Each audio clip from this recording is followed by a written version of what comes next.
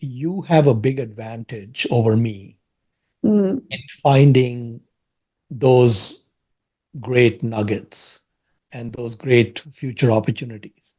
The reason you have an edge over me is because you are young and you are in a place where there's a lot of change taking place. And so, for example, landlines, which you may not know what a landline is, that's okay. But the first people who disconnected landlines were college students. Okay, Mm. so there was a time in this country where everyone had a landline phone, Yeah. right? Mm. Like if you watch Seinfeld, you might see a landline phone.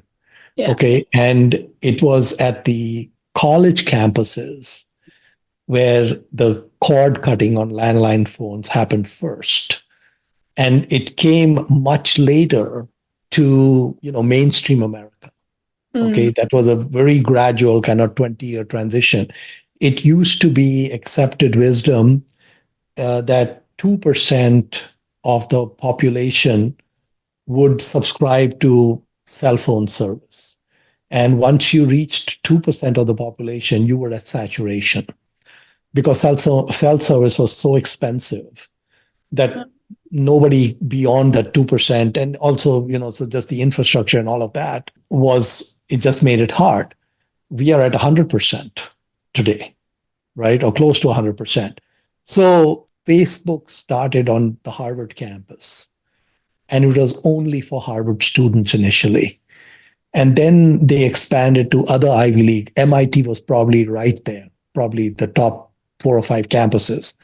And Mm. so the students at Harvard, the students at MIT knew what Facebook was all about at least 8 or 10 years before the rest of the old people like me. There was a huge advantage. So, what I'm saying is the thing that you should do, make a list of every product and service that you have consumed in the last couple of years. So, what brand of clothing are you buying? What perfumes are you buying? What online services are you buying? Make a list of every dime. Do you go to Sweet Green for lunch? Do you go to Chipotle for lunch? So the college students were the first to go to Chipotle.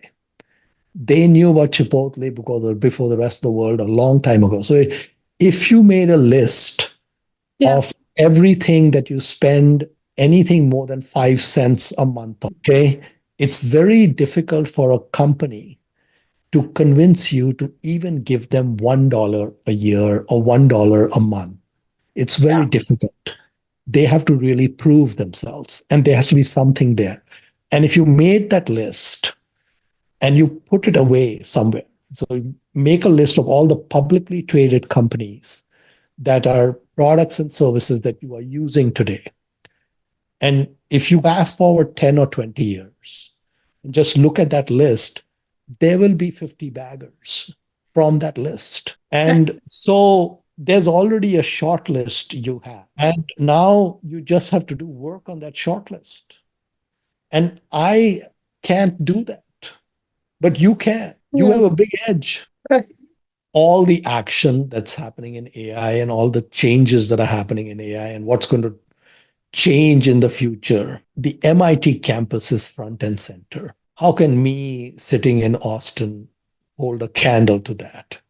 So I am so set in my ways and so hosed in so many ways. I mean, from a periphery point of view, I can just see that there's transformational impacts everywhere. There's so much happening, and there's so many different. Just today, one of my friends was telling me that there's some AI app where it's able to take, like, they outsource some work to India, but when somebody in India is talking about something in an Indian accent, this product will change it to a Native American, a local American talking in an American accent. And the AI will just switch that whole thing to whoever's voice you want. So you could have, Morgan Freeman, for example, doing that for you. And so what I'm saying is that there's all these things that are happening at such a pace, and it's so fast.